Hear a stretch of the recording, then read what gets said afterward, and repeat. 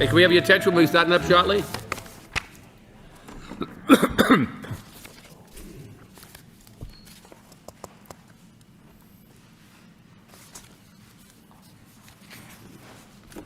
Good evening and welcome to the Lowell Planning Board for June 15th, 2026. We are live on Lowell LTC as well as their YouTube station. First matter on the agenda tonight will be the approval of the June 1st, 2026 meeting minutes. Any of the board members have any corrections? Mr. Chairman, I just, for discussion, on the conditions for the petition on High Street, 260 High Street, and I went back to listen to the video as well, but condition number 5 on the minutes is the applicant will provide signage to reserve parking spaces for times of drop-off and pickup in order to maximize maneuverability of the vans to pull out of the site. And then we had a discussion about the exact wording from the traffic engineer, and it was really to create maneuverability for the vans to pull out on the site in a forward direction. So the condition didn't say that, and at this point, I think enough time has elapsed. Peter, were the conditions issued to the petitioner at this point? Yeah, okay. So I think the spirit of the condition was met, but clearly I think the intent was to revise the language to be more specific. Anyways, I guess I wanted to point that out. That's at this point, I don't think that condition is exactly what was voted on at the meeting. But I know a decision was already rendered to the petitioner. As well as the city clerk. Which makes it the conditions, yeah. So, I guess, in case, I mean, for the record, that's not what we voted on, I guess. I don't know how we want to address that within the minutes, but. Anybody else have any amendments to the meeting? If not, what do you want us to have that amended? And in the future, I guess you could just say any recommendation by the traffic engineer, because that's what her verbiage was. Right, so right. Maybe we'll try to encompass it that way. Yeah, it's just, I think it's, I mean, from training I had, it's good to be specific with the conditions. Yeah. When you start referring to documents that don't have, that aren't within the official decision, I just think that gets a little bit more confusing for the public. But I understand it's a catch-all. Okay. So it's like when they announce a public hearing and then for variances for this, and any other variance that we might have missed.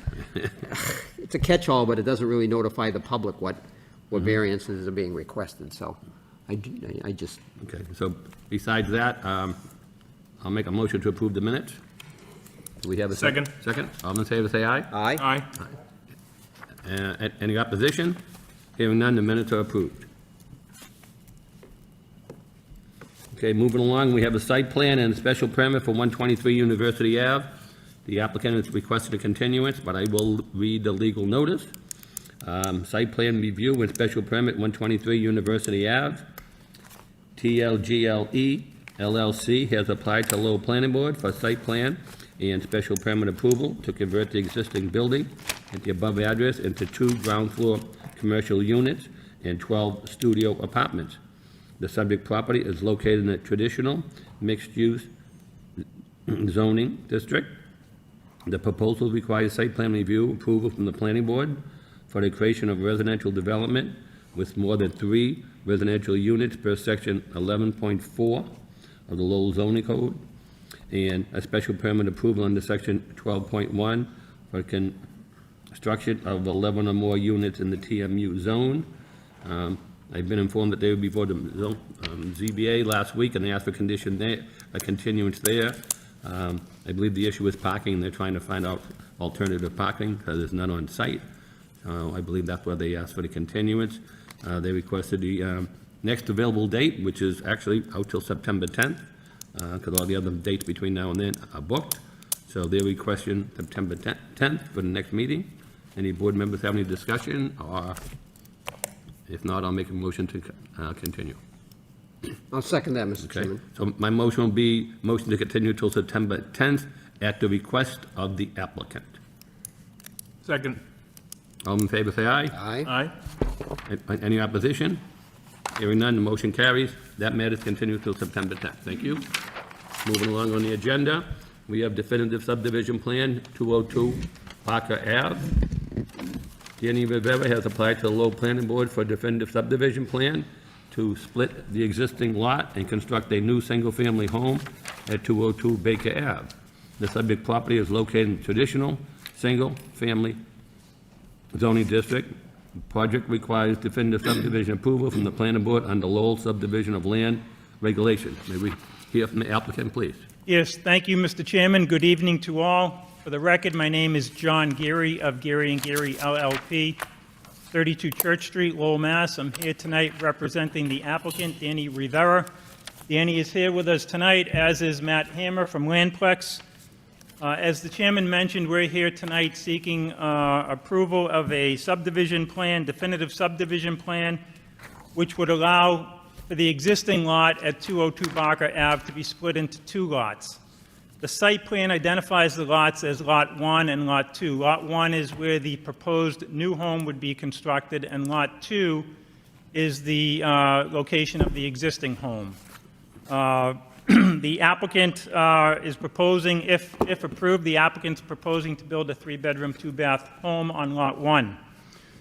As presently situated, the property is located on 11,068 square feet of land located within the traditional single-family zoning district. The existing home is currently connected to the city water and sewer system, and the proposed home on Lot 1 would also be connected to the city water and sewer system. Each lot provides for roof discharge, and all the utility connections and details and recharge systems are shown, the details of which are shown on the plan. The applicant received the necessary variances from the Zoning Board of Appeals a few weeks, actually back in February, in order to allow for both lots to exist. There's also sufficient parking, 2 parking spots for each lot. I'm sure that this board recalls that we were before you back this past winter for an application for a special permit pursuant to 5.1.17 to reduce frontage relative to Lot 2.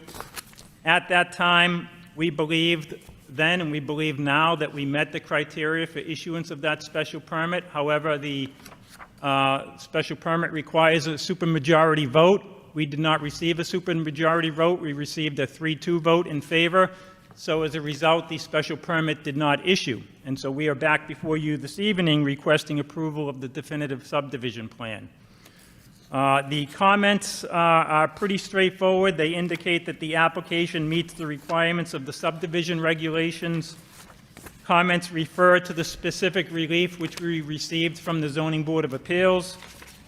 Comments indicate that we should maximize shade trees on the lots, and I think we show some on the plans, and they speak to stormwater, which Matt will address. So with that, I'll turn the presentation over to Matt so he can review the plan in detail with you.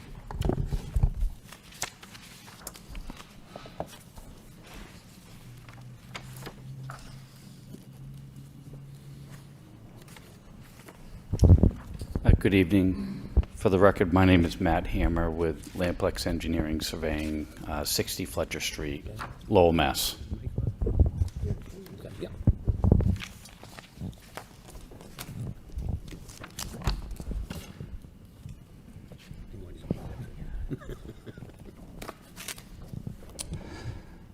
So this is a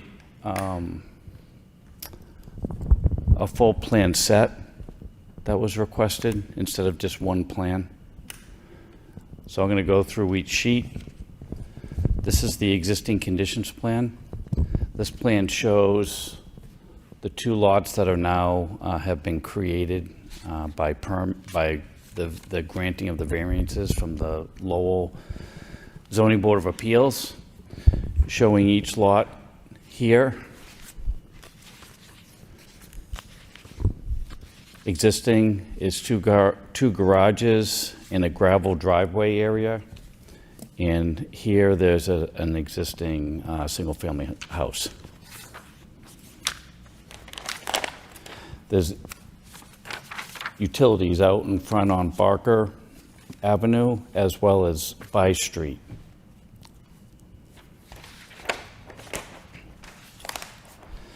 This here is the actual subdivision plan itself, which would have the creation of the lot. This is the plan that would be recorded at the Registry of Deeds that would show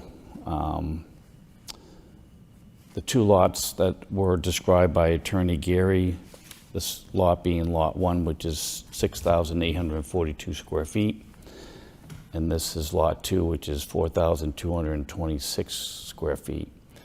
These lots are in the traditional neighborhood district.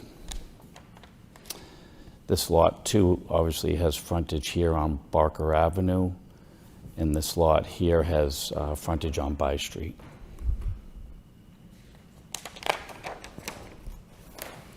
This plan right here is the layout plan.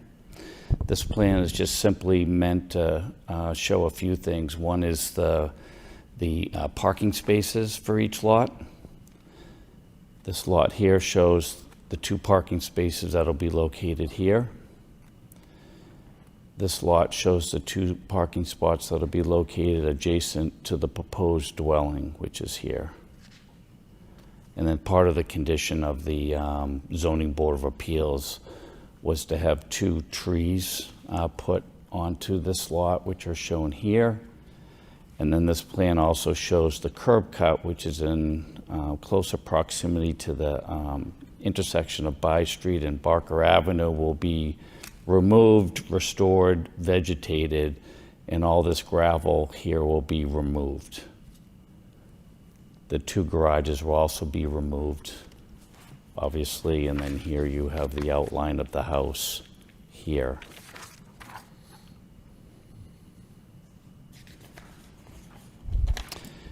This plan is also a colored version of that, so you can see the relationship of the homes in the green space surrounding the homes in the driveways.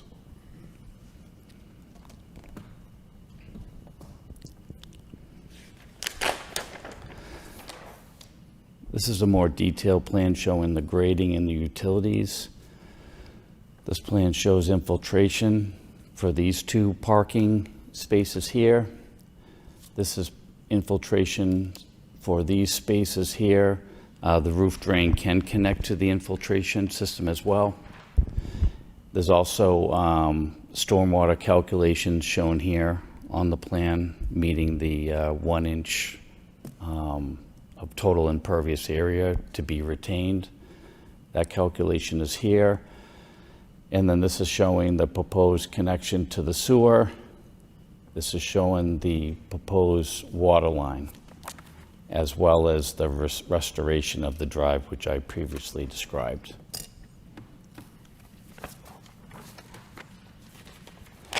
And this is the details of the plan on a separate sheet, as to not clutter the other sheets.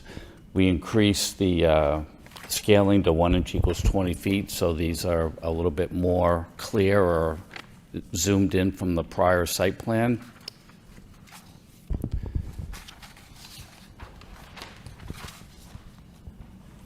And that's the entire plan set for this project. And I can turn it over to Attorney Gary.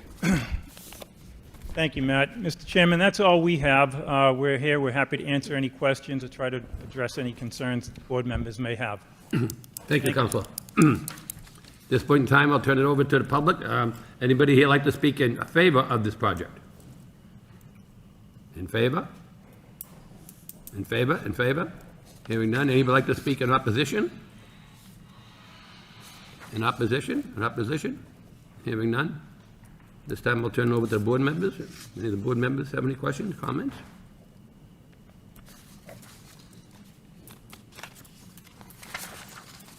Mr. Chairman, if I may, I just Sure. have a simple question. Counselor, did you make any changes to what was presented to us before, or is this the same plan? I believe that the detail, there's more detail relative to the connections and utilities. Okay, but none of the lot size? Lot size is the same, yeah, absolutely. Okay, all right, thank you, thank you. Thank you. That's it, Mr. Chairman, thank you. Okay. Caleb, any questions, comments? First of all, I noticed the facade have changed a little bit. Could Matt or other, Yeah, so explain one of a the little bit? suggestions, I believe it was from this board, that we change some of the elevation, add some windows to one of the elevations, which we did do. Danny went back to his architect, asked, suggested that we make those elevation changes, and he did that.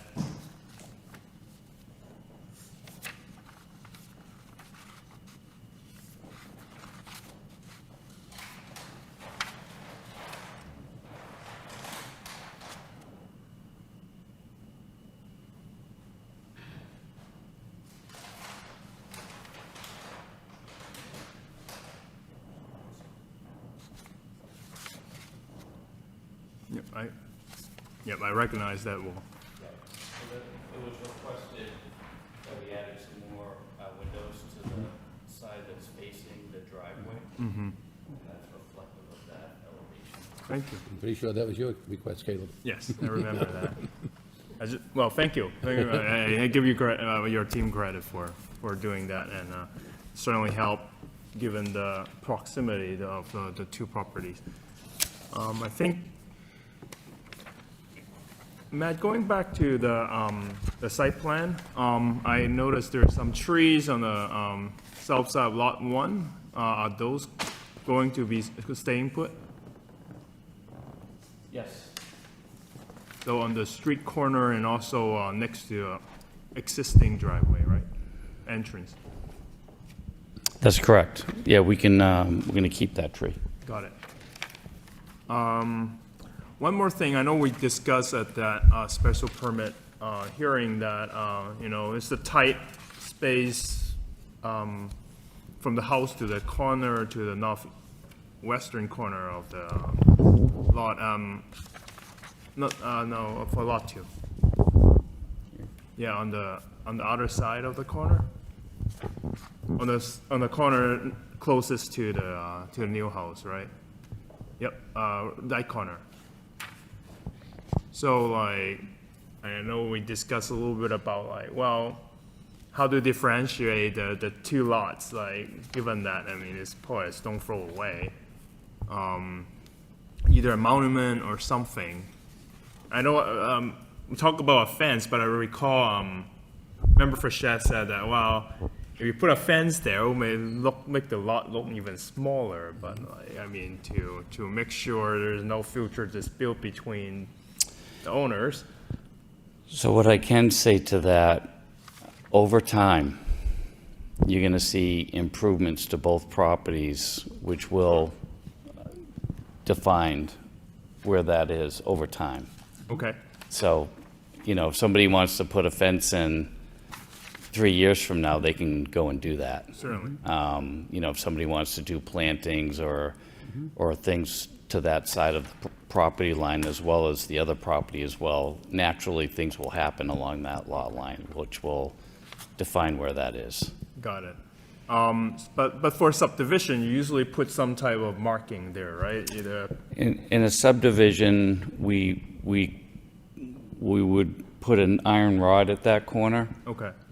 and we would also put an iron rod at that convergence of the corner there. And if you're looking for it, it is obvious that there is a marker there? Okay. Yep. All right. I think I take your word that they will, the new owners can figure it out. Yeah. Or they can hire you back and survey it. Over time, it'll get worked out, whoever's living there in the I think that's future. a yeah. stone bound marker, which is a little easier to see. Could it be a stone bow marker? I mean, the pipe ones, they're covering the dirt and gone within, by the time they're done construction. Yeah. Well, the iron rod will be installed and indicated on the plan, Okay. so it will be on record.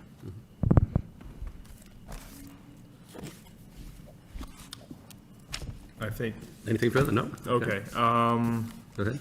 And just to confirm, you mentioned the roof drain can tie, but would you tie it? It will be tied in. It will yes. be tied in, okay.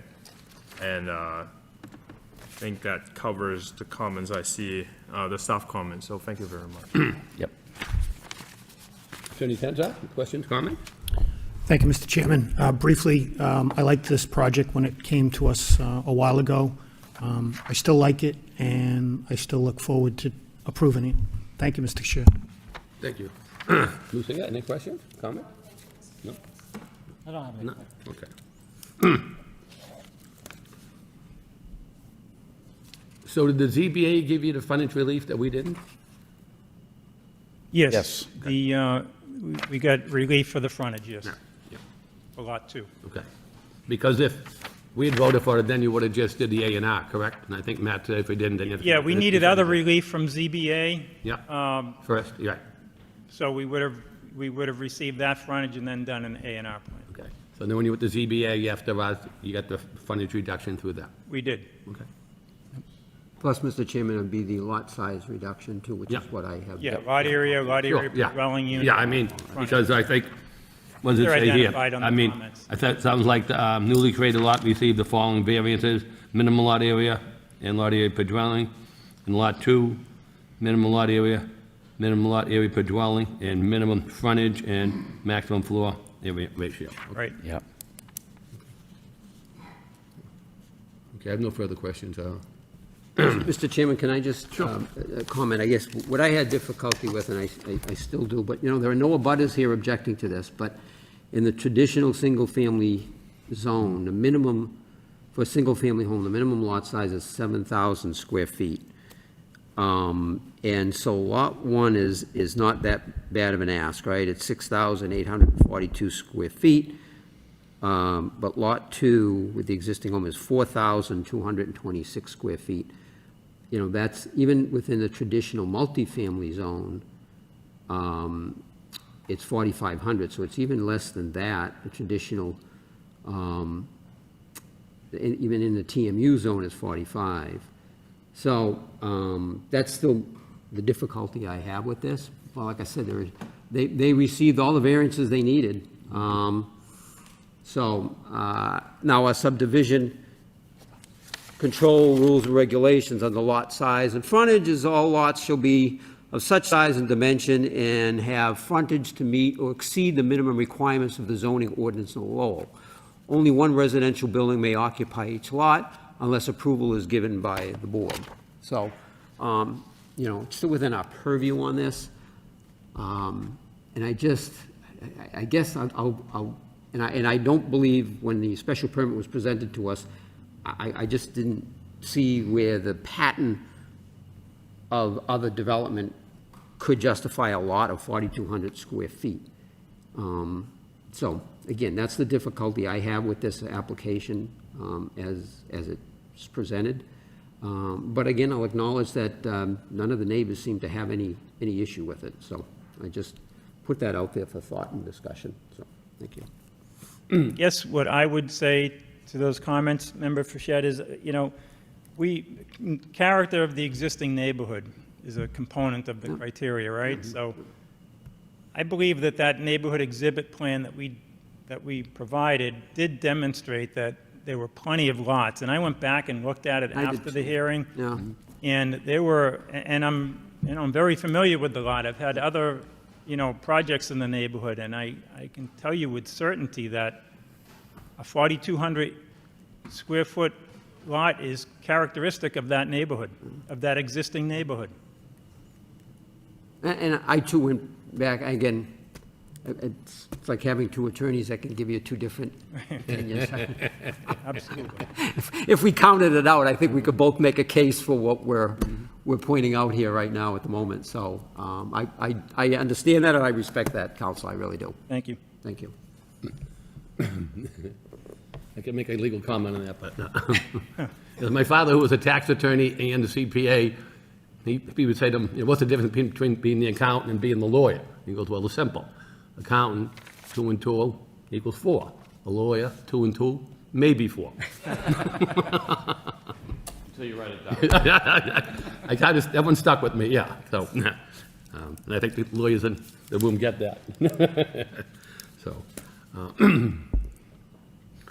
when I looked at it the first time, we went out there and looked at it, and my idea, like I said, I want that lot to look better than it is. And we hear, well, they're going to clean up the lot. Well, it didn't look much cleaner today than it looked back in February. It's so, any improvement, on the front door, there's mail on the ground, there's things stuck to the front door, so I don't even know if people live in there. The grass is almost over the fence where the sign is. You got storage trucks there, you got cars, look like they're parked there, probably not in the right zone to begin with, but, so hopefully this will be an improvement. I think that's why I voted for it last time.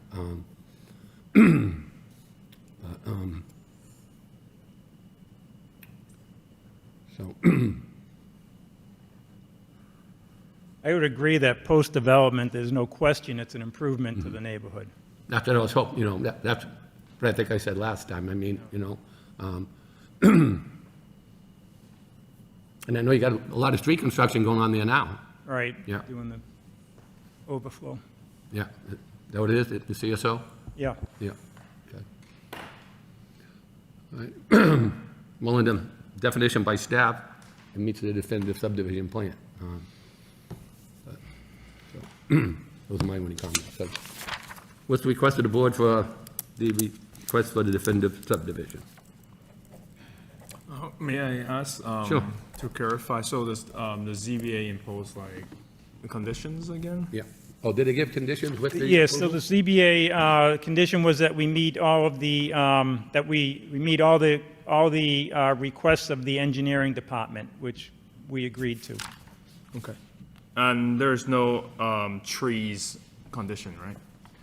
I don't believe so. I have it right here. Let me just double check that. Yeah, before pulling building permits, the applicant shall comply with all comments from the city engineering department on the staff comment memo. That was the only condition. Okay, thank you. We do intend to plant the trees as, Yeah, it's on the plan, so I'm not as concerned that they can get away without the trees. Chairman, I will make a motion. I think we'll start with, well, it's only the definitive subdivision, right? Yes, yep. To approve the definitive subdivision plan with the condition with ZBA that the applicant satisfied all the engineers department comments. Seconded, Mr. Chairman. Motion second. All in favor, say aye. Aye. Aye. Chair votes yes. Any opposition? Mr. Chairman, vote in opposition. Okay. So the motion carries 4 in favor and 1 against, so the subdivision is, a definitive subdivision is approved. thank you. Good Thank luck. you all. You're welcome.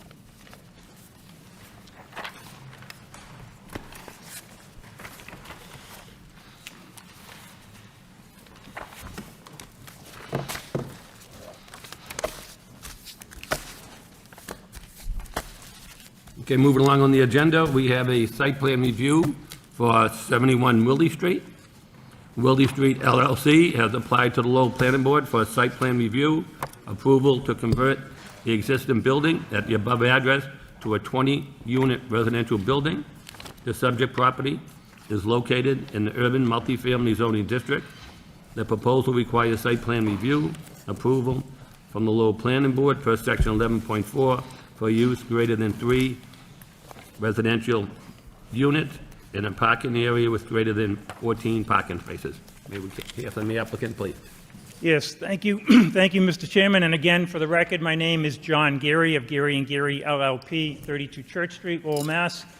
I'm here tonight representing 71 Willie Street LLC. With us tonight, we have Jim Zorbis, one of the principals. We have Mark O'Hara from O'Hara Engineering. And we have Jeffrey Dirk from Vaness and Associates, Inc., our transportation engineer. In advance of tonight's hearing, we have supplied the board members with the site plan, the floor plans, elevations, a detailed landscape plan, and we have most recently supplemented the application with a transportation demand management plan.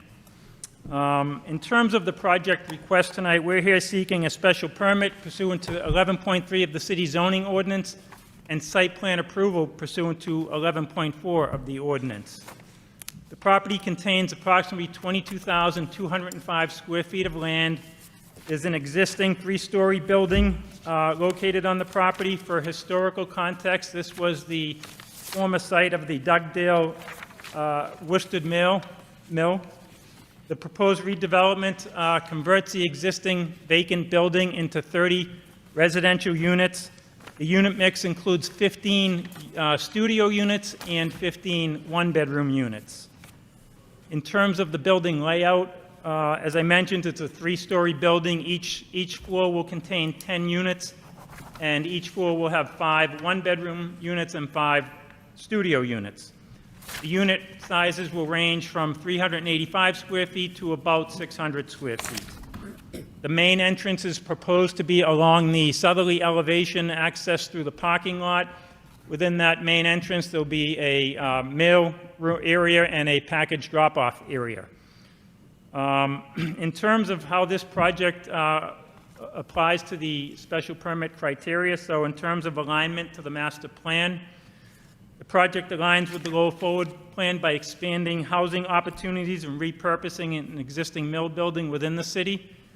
It adds 30 market-rate, energy-efficient residential units to the city's housing stock. It brings the property into better alignment with the UMF, I'm sorry, and it rehabilitates and repurposes this older mill building within the city. In terms of neighborhood character, the redevelopment improves a property which is in disrepair. The end product will support mixed uses within the neighborhood. The immediate area includes small businesses, single-family homes, and many, many multifamily properties. The redevelopment of the property will add vibrancy to the neighborhood. The landscape plan will beautify the neighborhood, and the redevelopment will improve the streetscape for this particular part of the neighborhood.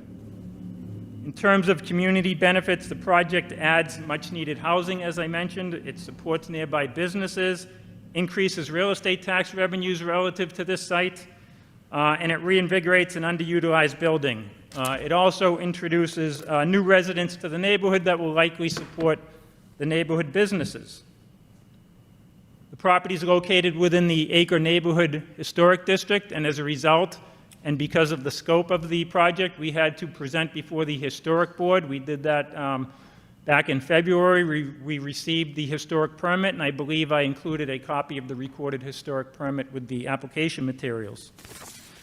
In terms of environmental impacts, we're not expecting any negative environmental impacts from this project. At the end of the day, there will be less impervious materials than what currently exists on the project, on the site, and the project will meet or exceed the stormwater standards.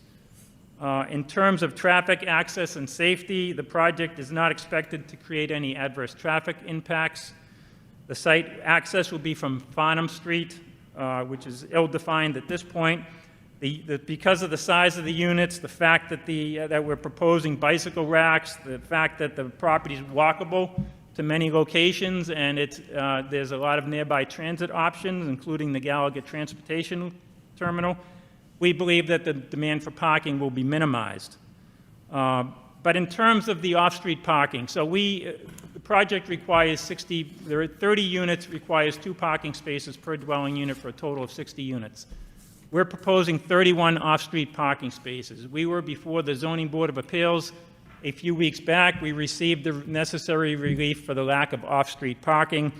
That relief was conditioned upon the applicant presenting a transportation demand management plan to the city transportation engineer for review and approval. Since then, Jeffrey has prepared the transportation demand management plan. It's been presented to the transportation engineer, and it's been approved by the transportation engineer. And Jeff will review that with you in a few minutes. Access to and around the building is sufficient for emergency personnel getting to the site. The property will have a fire suppression system and a firebox. In terms of pedestrian and vehicular access, post-development conditions are expected to be better than current conditions. There's the current separation, as I said, between Farnham Street and the property is pretty ill-defined. That will be much better defined post-development. And as a result, the pedestrian and vehicular circulation through the site will be better off. In terms of other impacts, we don't expect any negative fiscal impacts associated with this project, mostly because of the size of the units and the fact that we're increasing the real estate tax revenue associated with the property. We also don't expect there'll be any real significant impacts to the city school system, again, because of the size of the units. They're, for the most part, single occupancy. In terms of other relief required, as I mentioned, we received the historic permit, and we went to the ZBA and received any necessary relief pursuant to 5.1 and 6.1. So that that relief was granted. We have received and reviewed the comments from the staff. Those comments are supportive of the project. They point out that it serves to rehab a historic building within the city, and it provides additional housing, which, as I mentioned a couple of times, complies or aligns with the Lowell Forward Plan. There were a few conditions. There were a few conditions suggested within the staff comments. We've reviewed all of those conditions. We don't have any issue with any of those conditions except for 5D, comment number 5D. So that condition proposes an interior bicycle rack. We are proposing an exterior bicycle rack. We're proposing that along the westerly elevation of the property. It's a secure, well-lit area, and we believe that it will serve its purpose. Mr. Zorbis has experience with many multifamily properties, both within the city and outside of the city, and he's provided bike racks at all of those developments. The bike racks, for the most part, go unused. Nonetheless, we're certainly going to provide the bike racks, but we're proposing that it be an exterior bike rack. I mentioned the city's transportation engineer's comment. We have discussed that, and Jeff will review the transportation demand management plan. A couple of other comments worth noting. So comment 12 suggests that we move the dumpster from the front of the property. We had originally proposed the dumpster to the west elevation of the property, but after further thought, that's a difficult location for a trash removal truck to get into the site, empty the dumpster, and get back out of the site. Where we're proposing the dumpster is well-screened, landscaped. We don't believe there'll be any impacts to any abutters whatsoever because of that location. Comment number 13 speaks to snow removal. As the developer does with any of his developments, if there's a need to remove the snow will be removed from the site. So we have no issue with that. So with that, I'll turn the presentation over to Mark. Mark will review the site plan, and then we'll hear from Jeffrey.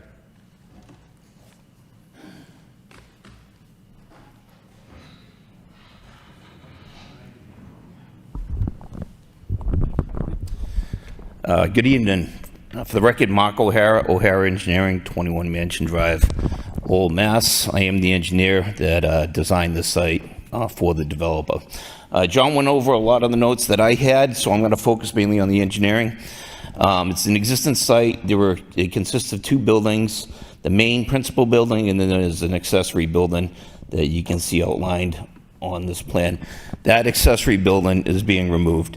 There's really no value to it at all. It was kind of like an afterthought addition, probably needed space. But the main building, if you look at it, it's a very nice looking, stone constructed building. They did go before the historic board. But the site, as John had mentioned, it's a little over half an acre, 22,205 square feet. Essentially, all of it is impervious with the exception of an alleyway in between the two buildings. It's overgrown with brush and non-native trees. It would be very difficult to get anything to grow in there, so the landscape architect, I think she's proposing crushed gravel. The building's just too high. There's not enough sun. So we are proposing additional landscape areas. So to size the drainage system as what is traditionally done in the city of Lowell is their 1-inch rule. There is no existence drainage on the site. There is an existing, you can't really see it on here, but it's right in this area, a concrete pad that is a loading dock. So some of the runoff from the street gets trapped in there, and I noticed there was a pump there, so that's how they remove the water. But what we have designed for that 1-inch runoff is 100 feet by 24 feet, and this is filled with crushed stone. So we provide the volume that is required. A pair of catch basins will discharge into leaching manholes, and one of the comments that we got, and at the time we weren't sure where we could provide an overflow to, because there was an option. Farnham Street ends right here, and there happens to be a sewer manhole right there. Ideally, we would have preferred to tie into that. It is a little bit lower. It's at the very beginning of that sewer line, but we're unable to find it. It may be under. There's a pile of like 12 by 12 by 12 foot. I guess I would call them railroad ties, but they're much bigger than that. It could have been under there, but that also may have required us to get an easement from the city, so I think it would kind of complicate things. There is an existing sewer manhole on Willie Street. It is a combined sewer, but Gordon from wastewater insisted on providing an overflow. We inspected that sewer line. It's 11 feet down, so it gives us plenty of vertical elevation to be able to provide an overflow. So I have updated the plan to show that.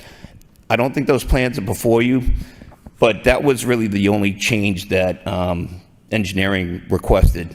And we'll take care of that, and we still have to apply for the stormwater permit with the wastewater division.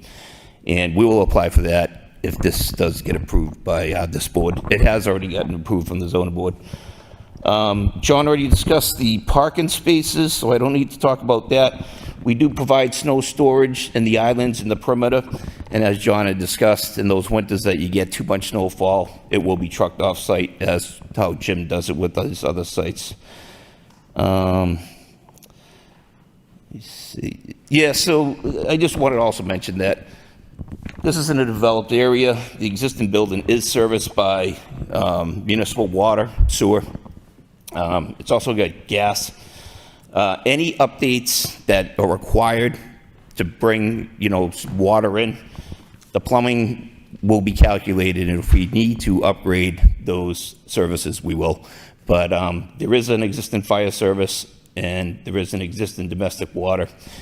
And we did locate the existing sewer, so those will be cambered if necessary, and if we can use them, we will. We hope we don't need to open up the street for all these different utilities, but that is going to be based on what the designs are, and the plumbers usually they need to calculate what those flows are. So other than that, I'm here to answer any questions. I'm going to hand this over to Jeff, and he's going to discuss the traffic.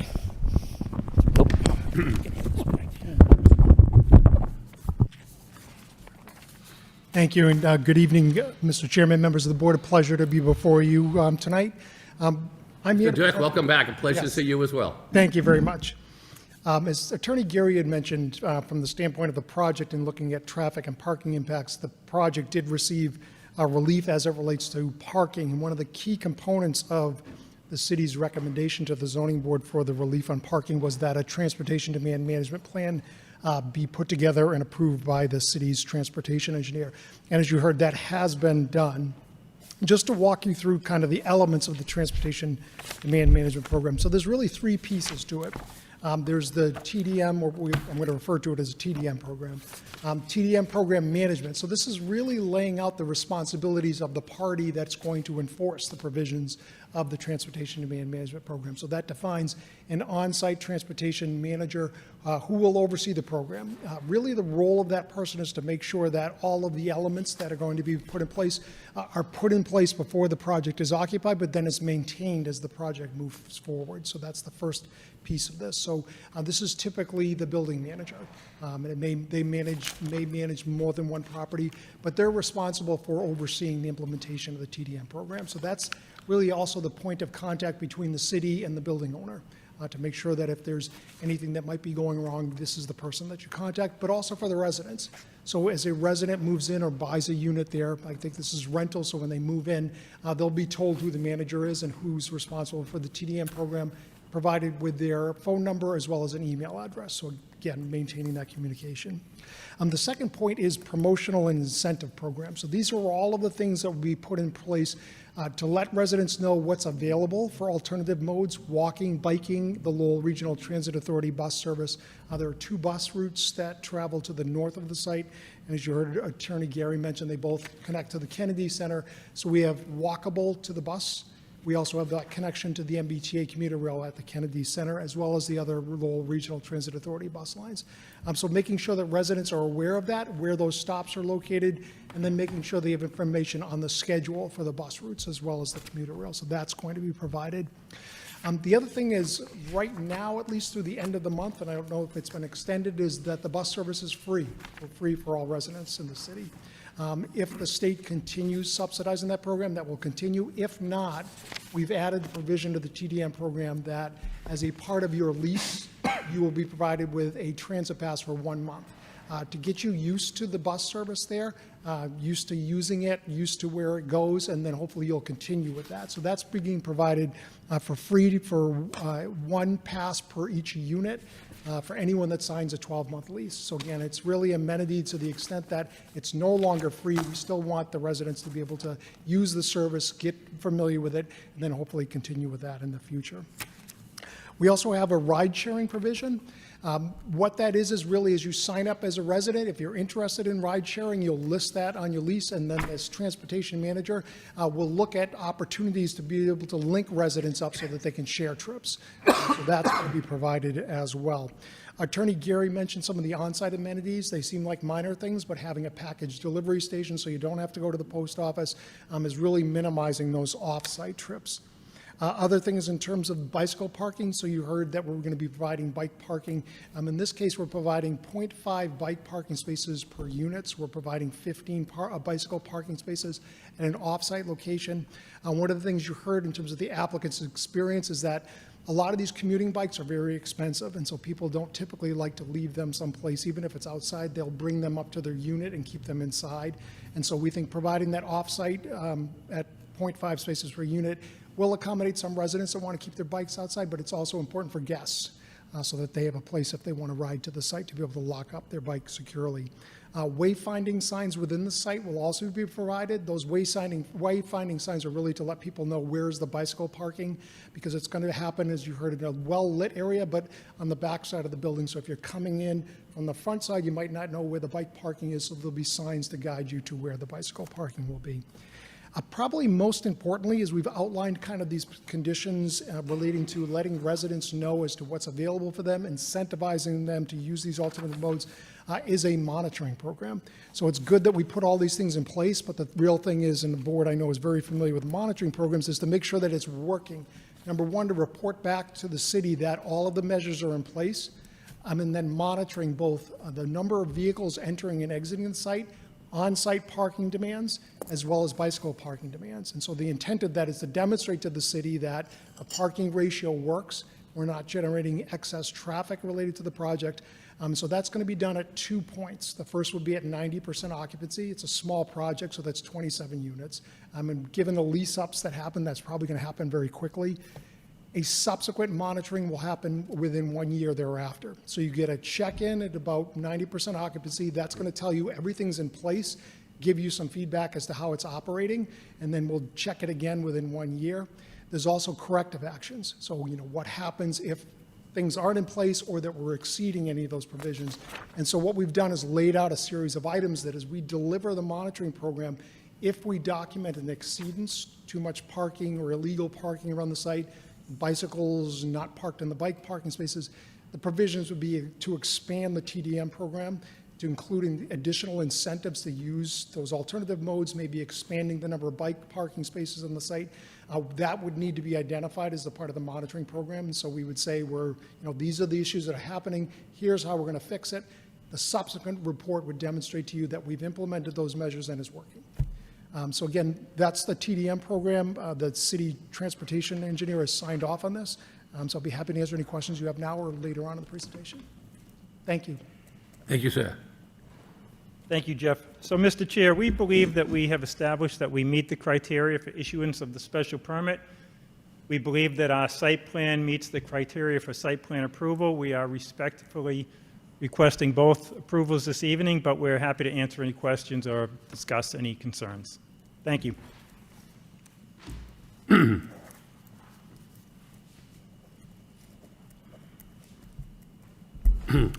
At this point in time, I'll turn it over to the public. Anybody here this evening would like to speak in favor of this project? In favor? Yes, just come to the microphone, give us your name and address, please. Good evening. My name is John Sumas. I own the property at 62 Willie Street, across the street from the front of the building. I once owned 3 Farnham Street, to the left of the only house in that street, to the left of that building. I have over 6 decades of experience there. We moved there in 1960, and I'm a little older than that. But I know the building for a long time. I remember Dusso Box was there. They wound up going to North Chelmsford, and Jackson Cabinets built cabinets there. They added that, you call it an annex, we used to call it a shed, to the left for their deliveries. And in fact, they used to have the sink cutouts, 22 by 25 inches, that they used to give to us as kids so we can use them for bases to play baseball. And then after that, Modern Floor moved there. Then Photo Etch moved there. And the only improvement I saw from the exterior in these years was the front facade, that they had New England Brickmaster come in about 10 years ago and put that brick facade in the front. Aside from that, the building was kind of been let go for a long, long time, so it definitely needs an improvement. Jim reached out to me about 6 weeks ago and kind of told me what the plan was, and I was impressed. I think the place definitely needs a facelift for good for the city, good for the area. At the same time, I hope the board and the builder can come to an agreement on everything that needs to be done to get it done right. Jim told me that he had done the Kelly sheet metal building on Fletcher Street, and that I'm very impressed by what they did with that. And to the right of this building on 61 Willie Street, there's a building there. It's a painting. It's an auto body place now, but back then Chet Kelly was in that building as a sheet metal place. So I don't know if they were brothers or Kelly versus Kelly, brothers or cousins, but so he's done a good job on Fletcher Street. I think he'll do a good job with this, and hopefully the board can come in agreement on everything that needs to be done. And I'm confident he'll do a good job, and I hope the board approves. Thank you. Thank you, sir. Anybody else like to speak in favor? In favor? In favor? Anybody like to speak in opposition? In opposition? In opposition? In opposition? Hearing that, I'll turn it over to the board members. Mr. Chairman, if I may? Sure. So I really like the look of the building. This has already been approved by Historic Board. Is that correct? It has, yes. Yeah, so I mean, it's certainly a big improvement from what's there, but you can see the skeleton of the building actually has that potential when you look at it, right? You take that shed off of there and it really opens it up. I have to tell you, so I was really excited looking at this picture, but then when I looked at the site plan, it's different than what I'm looking at there. So, because I really love the treatment of the dumpster there, and by the way, I agree with you. I think the dumpster helps to even further define Farnham Street in the property, and it makes it easier to handle, and it's actually further away from the tenants at the building. It's not, you know, there's the width of the street away from the neighbors, so I think it's a good spot. It's just, I love that look, but I look at the site plan and that's not what I'm seeing, so. Okay, so I did the renderings myself, and I just had some software limitations as to accurately getting the corner of Farnham and Willie. Sure, Yeah, absolutely. yeah, no, because I like the You can software grab one of those version. microphones. Yeah. Grab the microphone Yeah. behind you, on one of the seats, and just push the button so the green lights up. Yeah. Once you see the green there you go. Okay, so And there's a color rendering behind you. here's an accurate depiction of the site. So it just goes at more of an angle. So this would, That was squared off, yeah. yeah, and I couldn't for the life of me get the software to cooperate. So it would just be more of an angle this way. Right. And actually, this would be shifted maybe 20 more degrees out. But the overall character and you know, spacing is accurate. It's just how this line here Right. needs to be. But now it's more of a Shifted. triangle, where the dumpster is now, it's more of a triangle space versus a square Let me space, right? let me bring this over here just so you can see. And then where I see shrubs now would really be lawn. And I So- love that fence that's on your graphics. You shouldn't have shown me the graphics, because I absolutely love the graphics, so I'm trying to, No, we love them too. Yeah. We're excited about the project. and- yeah, oh, I understand, but Yeah. I'm trying to get what we would approve, what would it look like, because it's not gonna look like. You- We'll focus on the dumpster right now, I guess, is what my. You would approve the site plan that Mark O'Hara presented, which is accurate with the landscape plan. I understand, so, but I want to, so then I want to know what that's going to look like a little bit better now. So, from a fencing perspective, like, that's a quality fence that's around there, like, real quality fence. Where especially it's right out on the street, I really do like that. So I don't think, like, the site plan really defines that, so I would be looking at a condition on kind of that quality of that fence. I think that really is, this looks more, well, we haven't really defined it, to be honest with you, from the site plan. Go ahead. We intend to make it a feature. Use a really nice, high-character, high-quality fence there to define the space between the parking and Farnham. Right. So, you know, and landscaping. We intend to do granite curbing. Which is great. To create that border. Yeah. Also, define the back part of the property with granite curbing as well. Right. Yeah, no, again, I like the plan, it's just, Yeah. that jumped out at me as I'm looking at, right? Because it's kind of. Software limitations Yeah. by rookie. But if we could come back, even on the landscaping, so from that rendering as well, I love the landscaping on the front of the building, but that's not what's being proposed at all, right? So is there, who can best speak towards the landscaping in front of the building? Because that is, again, that is fantastic, but if we thought that's what we were approving here, that's not what we're approving. So is there, what's the plan? That space we're seeing where the parking lot is and the facade of the building, right now you have, it looks like arborvitaes, it looks like hydrangea, and I can't tell what the forward one, some sort of junipers or whatever. But that's not what's on the plan at all, matter of fact, so I'm just curious as to Okay. what the treatment is. Yeah, so also what's not on the plan is there's a retaining wall that'll run 20 feet, Mark, roughly? Okay, so there'll be a retaining wall here to satisfy the grade and the elevation of those first level windows. Behind it, though, we do intend to plant shrubs along the walkway, and everything else is, Angie, our landscape designer, couldn't be here today, Yeah, yeah. but we intend to follow this plan here.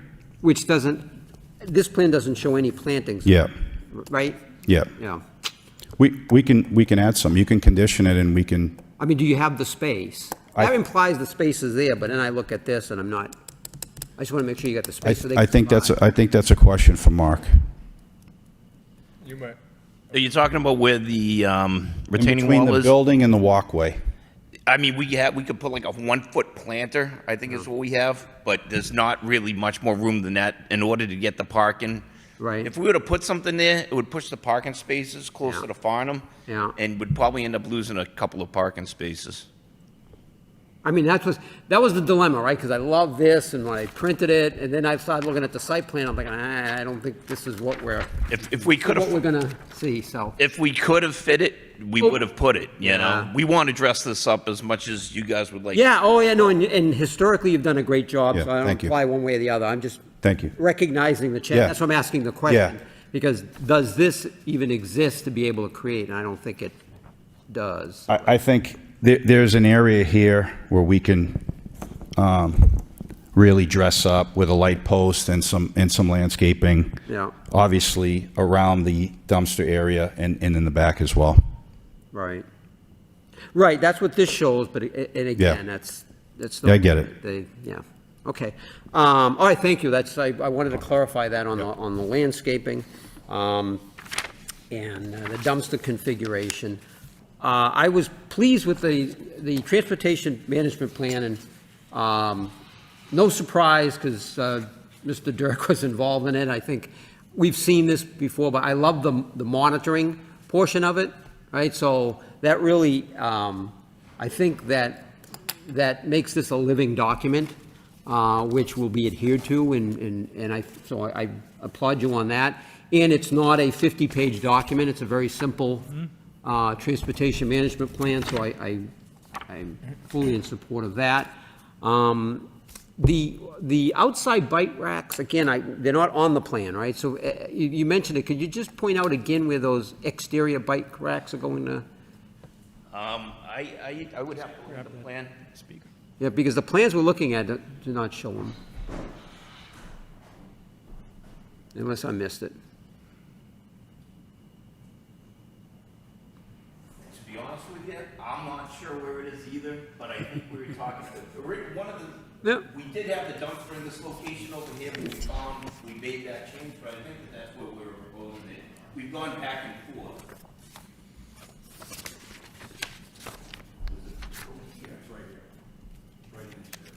So, in the back where we've got, so it won't be eliminating the parking spaces, it'll be where the green space is, right? Concrete pad, originally the dumpster was located back here, but there's no way to get a truck back there to empty, so we intend to put it back here in the lawn.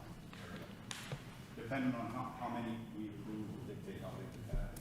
But it's a secure area back here. Right. With lighting, so we feel like that's the appropriate spot. Yeah, no, I have no problem with that. And like I said, I think the dumpster is a more practical spot, and I think it defines that space better. I really do. So, yeah, that's interesting configuration in the back where that'll be placed. Okay. Other question, will there be assigned parking per unit, or will it be first come, first serve? Or? One space per unit. Okay, good, because I just was concerned is that there are some units with 2 cars, and you have an owner that all of a sudden doesn't have a parking spot there. It's one thing if you have a second car or a visitor, that would have to be dealt with, but okay, so there will be assigned parking, at least one parking Yes. spot per unit. Yep. Was that in the documentation, or did I miss that? I don't recall. Okay. Yeah, so it is in the TDM. The transportation Yeah. management plan? Okay, I missed that then. I was looking in the other documentation for that particular part. I don't know if it was in my narrative or not. I just want to make sure it's there, so I don't have to make it a condition, so if it's... Mr. Dirk, do you recall where, on-site parking, here we go. On-site parking provide 31 parking spots in residential lot adjacent, residential parking lot, for the parking utilization will be measured, the parking spaces available, the parking spaces that are available per unit shall not exceed 1 parking space following the full lease-up of the project. If the monitoring, I don't know if that says it clear enough for me, right? The number of parking spaces that are available per unit shall not exceed 1. I don't know if that's saying 1 will be assigned. So Well, the intent is to 1 per space, so we're happy to condition that. yeah, okay, I just want to make sure that that's through it. So I didn't miss that. It wasn't, here's what I, So each unit has an assigned spot. well, it will after we condition it. Okay, all right. No, I think the building looks great. You know, that's a site, I will tell you, for the last half a dozen years, I've actually had the privilege of serving on a panel of a real estate finance class at the Manning School of Business at UMass Lowell. I served on a panel, students making a presentation of what they would do with a particular site, and this was actually selected as Really? as a site, and this is better than anything anybody came up with. Yeah, I'm excited. I've actually looked at that a couple times for other reasons. You know, I'm pleased with what's being presented here, and look forward to hearing what Thank colleagues you. have to say. Thank you. Caleb? Thank you. So, I think I'll go to this landscaping plan first. I think one thing I noticed is that the walkway in front of parking doesn't connect to the sidewalk. So I'm wondering if you can work on the landscaping and maybe make sure, you know, people doesn't have to walk out to the street in order to get into entrance if they are walking home. Like if you see the planter there, you see the planter next to, what street is that? Willie Street, right? So like the sidewalk is right there. So, I mean, you have the trees blocking the sidewalk to the entrance, right? This is a retaining wall. We need to Retaining create wall. that to be able to get the parking to work. Uh-huh. Because it doesn't actually drop off quite a bit, so this is a 5% slope, so this will be a retaining wall. It'll be unfortunately blocking part of the windows if you reach down below. But we talked about what can we do? Put some planters on top of that retaining wall, or, you know, Okay. and it would be a wall that's gonna be, it'll fit, it'll be in harmony with the building itself. So can you explain how does that retaining wall interacts with that? Is it a sidewalk in front of the parking area? Is it a walkway? So there's an elevation difference of I believe 4 feet right here. Oh, okay. So the parking's gonna be up higher, you'll have a wall to prevent the cars from going past it, and then behind it will be the building itself Oh, that as it okay. exists with the windows there. And gradually that goes from 4 feet down to grade level. So it's kind of like well in a way because the windows are down. Yeah, yep. Okay. So the sidewalk doesn't begin until the 5th space or 6th space in? This is all gonna be a sidewalk. Oh, it's a sidewalk. Okay, and the sidewalk ends in the planter? Yes, and that's where you're gonna have, Oh, and you know what? We don't necessarily need a sidewalk there. yeah, I So figure. that's something we could discuss because the main entrance to the building is gonna be over here. So there really isn't much purpose of that sidewalk, other than we have to put something there. There's gonna be a retaining wall. Can you get plants to grow there, you know? So it's like, Got it. might as well just keep it concrete and make it a sidewalk. I see. Yeah, because I know the big draw will make it hard. I was thinking maybe there's the connection because, I mean, if you see, if someone walking the sidewalk will have to walk onto the road in order to get around and probably behind people's parking spaces in order to get to the front entrance. So I would think that even some steps or something where the planter is right now will give pedestrians an easier access, unless you have a side door or something, right? We could put steps there. And Yeah, actually like- not do it. Because I mean, people are gonna make. I know they can't climb, but like There say aren't 4 any feet. doors But, there. So, you know, there would be a sidewalk to nowhere. okay, But we had to put something, and we just weren't sure if we could get vegetation to grow with I the see. limited amount of light. I mean, I hate to not put as much vegetation. I mean, that's very important, but I think I will appreciate if you can put more thought into how pedestrian access the site. I mean, so hopefully they don't have to walk into parking aisles and driveways, etc. I know you still have a lot of work to do there, so I'll let you figure that out. Okay. Secondly, let's see. Could you tell me a little bit about, I couldn't, I mean, it's pretty light touch on the site plan. How is the rear side of the site? I noticed that the neighbor's parking is in your lot, and are there going to be a fence? And what is, well, I didn't went to it behind there, and what is it? Is it going to be improved? Are you talking about this alleyway right here? Not exactly, I'm talking about the parking area. Oh, well, back here? Yeah, back there. What we had learned was some of the butters parking is on this lot. So it's like, what do you want to do, you know? So we said, let's see if we can just get the site plan to work without having to approach the neighbor. And then let's work with them and provide as much landscaping as we can back there. So essentially, there are existing parking spots partly located on this lot, but we're just gonna kind of leave that alone. Sure. And is there going to be a fence or no fence, or? I don't believe, there is an existing fence. Will we replace that fence with a new fence? Okay, so yeah, that fence that is, and it's kind of weaving and because of the trees, the way they've grown and pushed it around. And those trees back there would be replaced as well. A lot of them, I think, are Norway maples and invasive species. But what Angie put together this plan, I love using her plan because it looks much better than my boring plan. So that's why we use this plan, because it shows more of the, you know, what it's going to look like. You can visually see it better than the engineering plan. I see. So, is the fence going to be solid fence, like vinyl or wood, or is it going to be chain wire? Right, so the perimeter fence will be 6-foot white vinyl. The dumpster fence will be a little bit more upscale. Got it. Thank you. And sorry, I'm not done yet. And talking about the alleyway, I know it's full of Japanese knotweed right now, which is a bane. But so is it going to be like crushed stone and then it's closed off, no access, or what is the treatment there?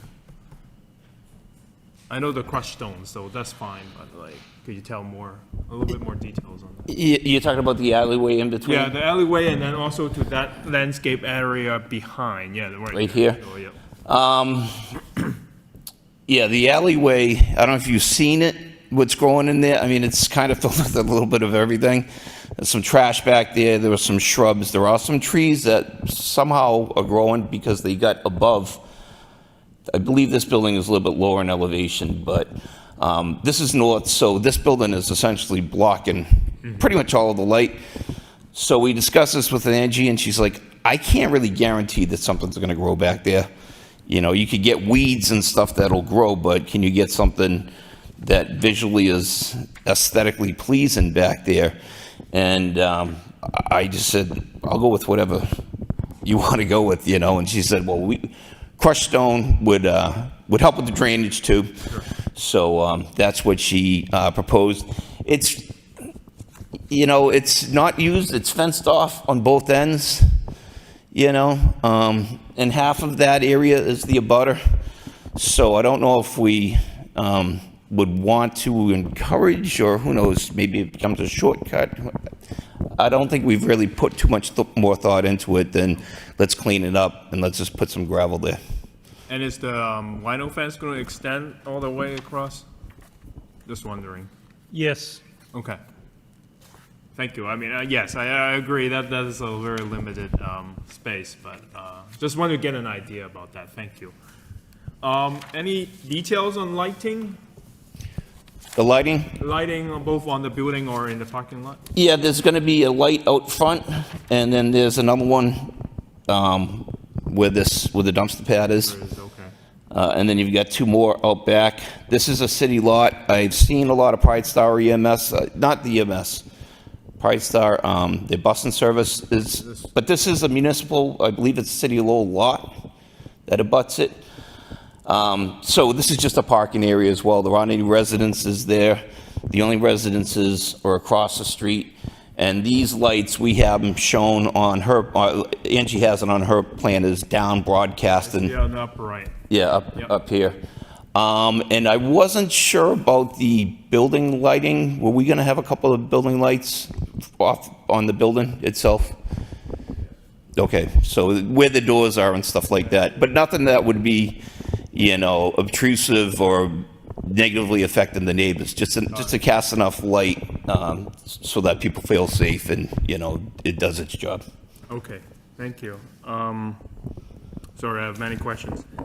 And I like the project. It's a project with many details, and so I'm talking a lot. On the TDM, I appreciate Mr. Dirk's effort, and it's certainly a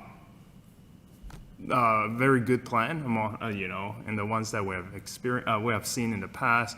And one thing I want to ask, and maybe for discussion on the board too. I mean, when you see a good plan, and I know different plans come in different sizes and shapes, but I feel like this is like, particularly how Mr. Dirk separated into the three parts. You have like the programming, like with the manager, and then you have the incentive and promotions, and then you have the monitoring programs, right? And I think the details is more case by case, but I like the formatting, and I don't know if staff can like more formalize this, maybe with input from the transportation engineer, so that we have something more concrete, like as a framework for future applicants. Or something more standardized. Yeah, that makes sense, standardized. yeah. Yeah, and I'll appreciate that. We call it the Dirk plan. I concur that. Yep, I concur with that. I think, let's see. I think that's, let me check one more thing. Oh, okay. One more thing about the parking. I think staff had noted that they're a little narrower. And I know because I think the row of parking, the two rows closest to the building is 8 by 18. So they kind of need 1 feet of relief in terms of width, according to the staff comment. So I know the board have discussed about that for other cases, so I want to bring it out for discussion as well. But maybe Mr. Yeah, Gary so- have something to say first. We have some experience with that. At the St. Louis Elementary School, we had the same type of scenario where we had to reduce a number of the parking spaces by about a foot. And that has worked out very well at that project. So we have no adverse impacts whatsoever. So it made sense to do it here. It made sense to get the 31, as many parking spaces as we could. Thank you. Yeah, I agree we need the parking. Yeah. And, I mean, if other projects shown that it will work, then I'm okay with that. Yeah. Unless other members say otherwise. And I'll yield. Thank you very much for all the information and clarification. Thank you. Mr. Tensar? Thank you, Mr. Chairman. Through you to Attorney Gary, where is the main entrance going to be for this parking lot? Is it going to be at that, whatever, that triangle piece where that front lawn area is? Is that where it's going to be? Or there looks like there's a portion down on Farnham Street, down after the dumpster, looks like there might be another entrance there? Right, there are two entrances. The first one is about 57 feet wide at Okay. the top of Farnham Street. Okay. And the second one is about 24 feet wide down towards the bottom of Farnham. So, I mean, it depends on where your parking space is, I think. Okay. So I was listening to the other board members speaking and mentioning about this concrete walkway. This concrete walkway just feels like it's a bridge to nowhere. It sounded like it's not going to be really used. And if that's the case, where are the entrances to the building? You want to show those?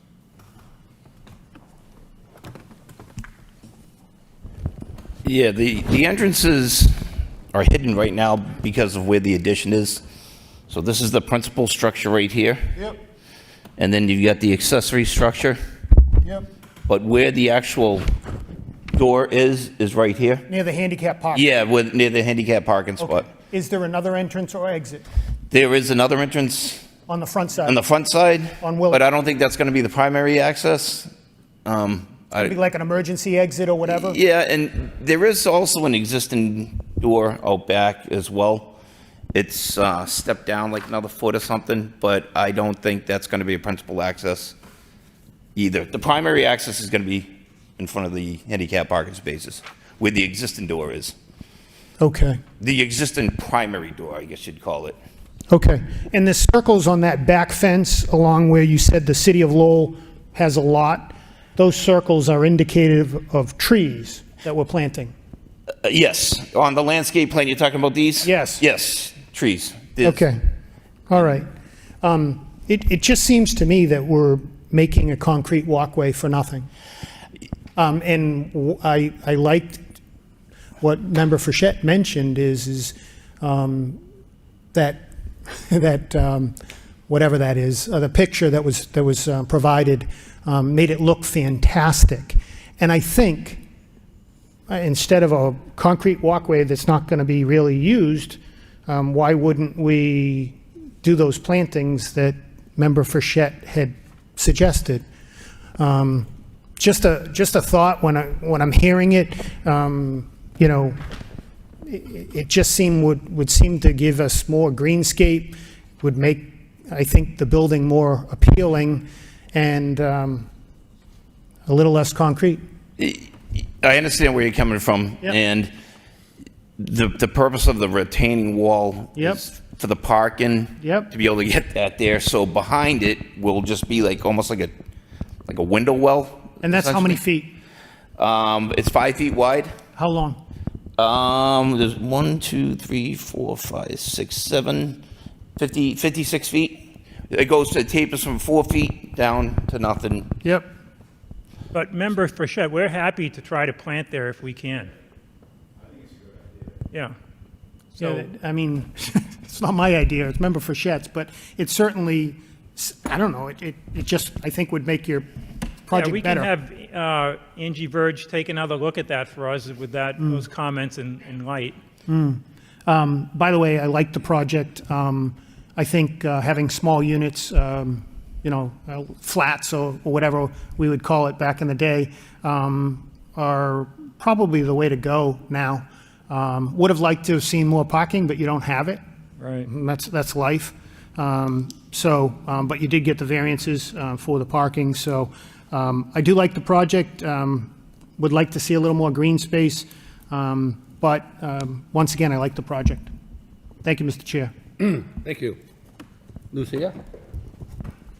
Thank you, Mr. Chair. I'll start by saying I love this project. I love seeing development projects in the acre. It's so close to downtown. And I love the fact that it's adaptive reuse.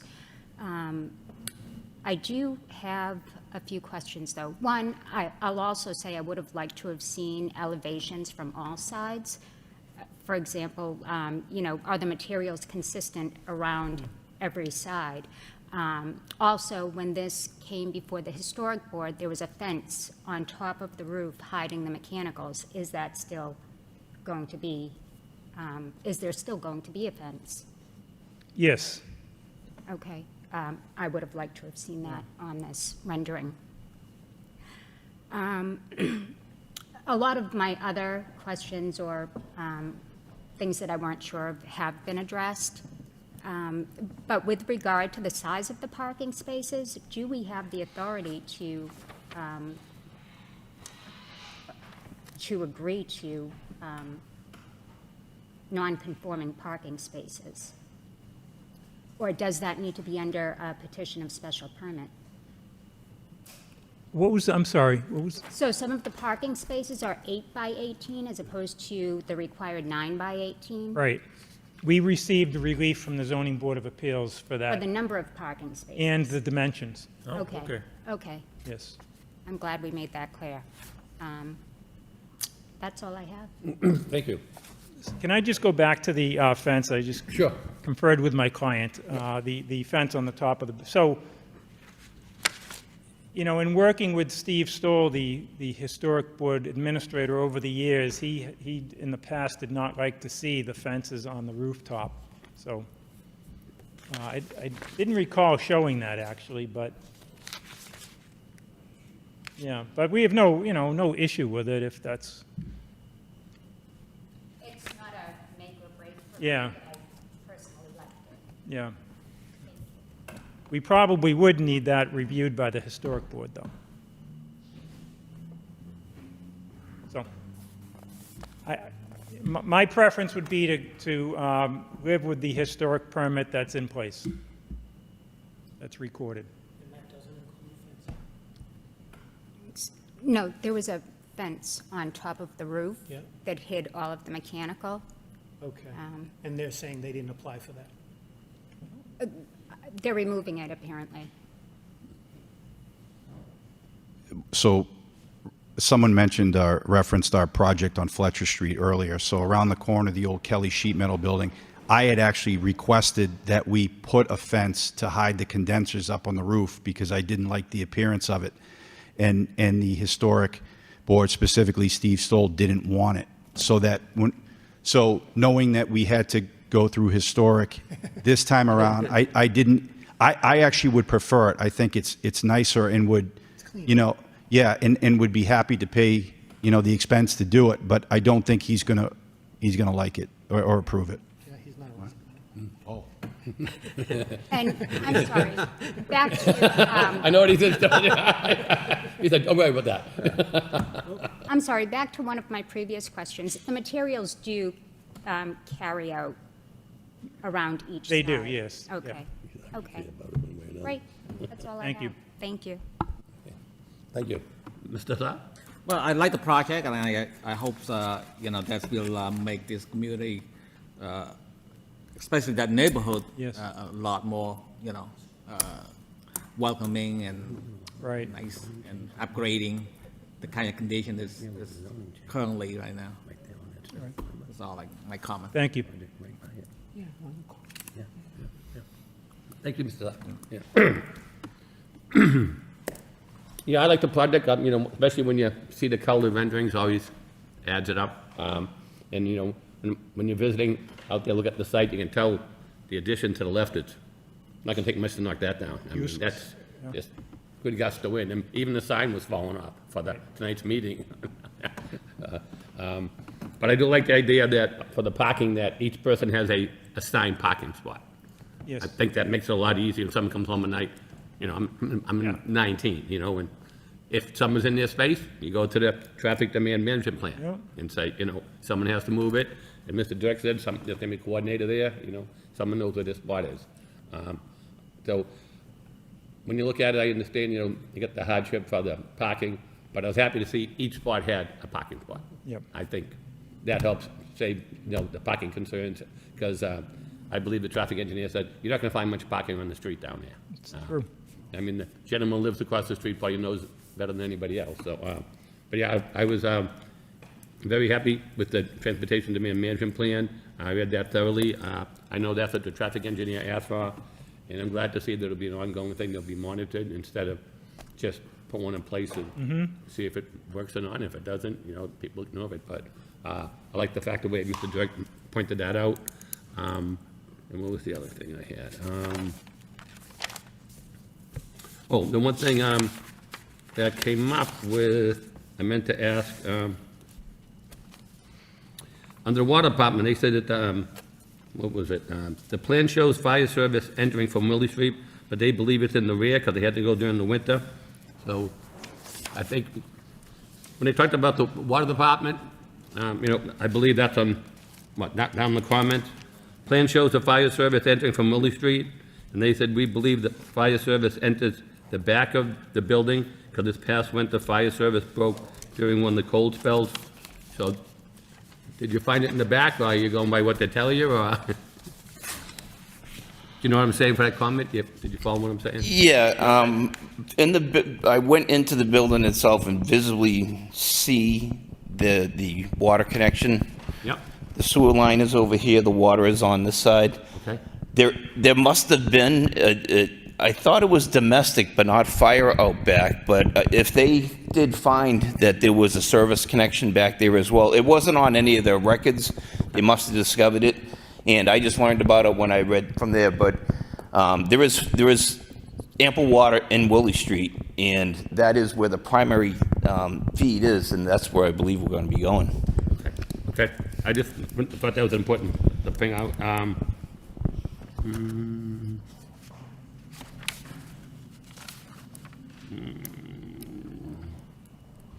And obviously, I know you, Mr. Gary indicated that they have no problem with any recommendations from the engineering department, Right, we're yeah. agreeable to that, so you have no problem with that. right?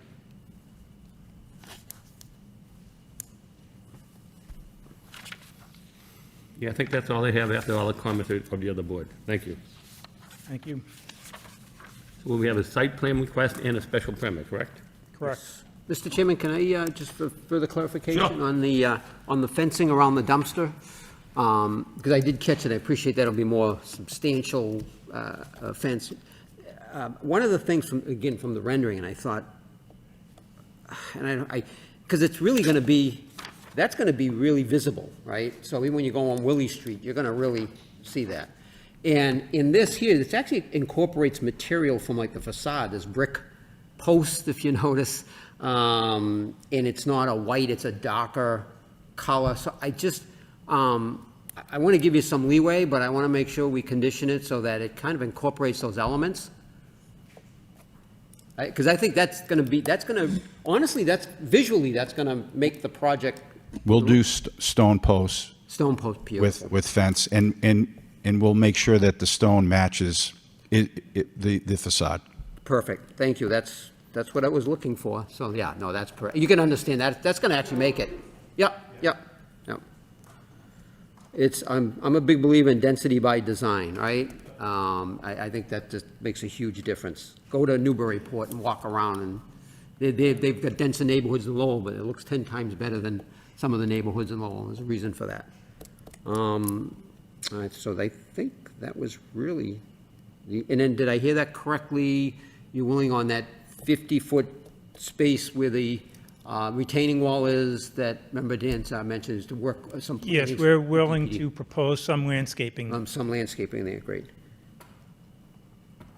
Council, I was going to say, you referred to Member Tanzar as Member Frechette, and I felt like saying, he's been called worse things, right?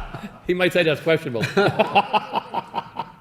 I'm easily confused. Thank you, Mr. Chairman, that's all, I needed Go ahead, Caleb. clarification on that. Yeah, speaking of the retaining wall, so I figure, if you can't really connect to a sidewalk, I think the side door will become quite important.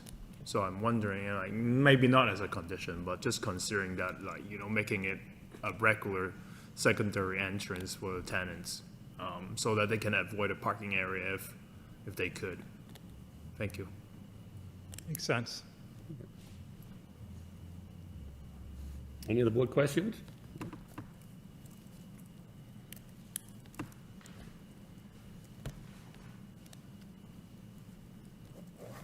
So we need a vote on the site plan and the special permit.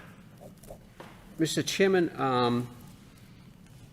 I'll make a motion to approve the special permit, because that gives us more latitude, so we're going to incorporate more conditions that can just get added to the site plan. So I would make a motion to approve the special permit with the following conditions, that each unit will be assigned a minimum of 1 parking space. The fencing material enclosing the dumpster will incorporate similar material to match to complement the facade of the building, incorporating stone posts. The applicant must remove any excess snow from the property that cannot be stored on site. The applicant shall construct an exterior bike rack at the rear of the property to include 15 bicycles. The applicant will work with DPD to finalize a landscaping plan for the area of, between the building and the parking lot where the retaining wall is located. The applicant shall comply with engineering department comments, and the applicant shall obtain a stormwater permit and comply with the stormwater requirements by the Lowell Regional Wastewater Utility. Should we mention the transportation demand management? It was already approved by our transportation engineer, Should we approve that? but we can approve that ourselves if we'd like. So I think it'd be a good thing to incorporate. that, that we, well, it's been presented as the, well, we approve, or I guess that the transportation management plan that's been presented is also placed as a condition, so. Okay, so we have a motion on the floor with several conditions by Mr. Bichette for the special permit. Do we have a second? From the other member, Frechette? So, motion made and seconded, all in favor, say aye. Aye. Chair votes yes. Any opposition? Hearing none, the special permit carries. 5 in favor, none against. Now we need a vote for the site plan. So, Mr. Chairman, I'll make a motion to approve the site plan incorporating all of the conditions that we just approved for the special permit. Second the motion. Motion made and seconded, all in favor, say aye. Aye. Chair votes yes. Any opposition? Hearing none, the site plan is approved as well. So both the special permit and the site plan have both been approved. Good luck. and Thank wish you. well. Thank you all for Good your luck. time. Thank you. Thank you.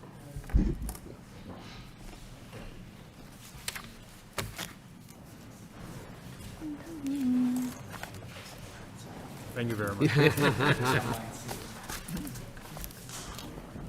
Yeah, let us know when it's built. I'll come by and see if you don't mind. Sure. Sure, yeah. Because a lot of times, Did the entrance, yeah. condition it, but